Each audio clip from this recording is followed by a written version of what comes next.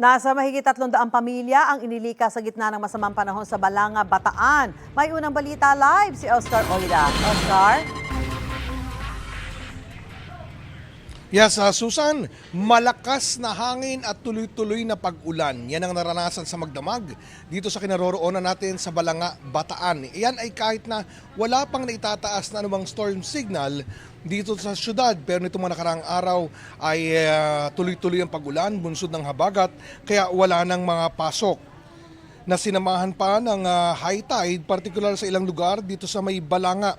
Kaya sa mga sandali ito ay binabaha ang area ng Barangay Porto Rivas, Itaas at Ibaba, pati Porto Rivas, Lote. At kahapon, nadagdag na rin sa listahan ang Barangay Tortogas na nakakaranas na rin ng pagbaha.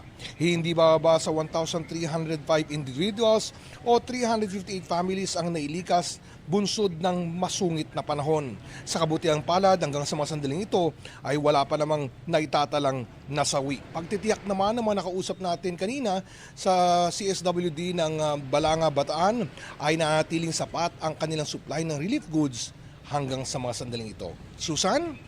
Maraming salamat at ingat, Oscar Oida. Mga kapuso, tumutok lang po sa mga ulat ng unang balita para laging una ka. Mag-subscribe na sa GMA Integrated News sa YouTube.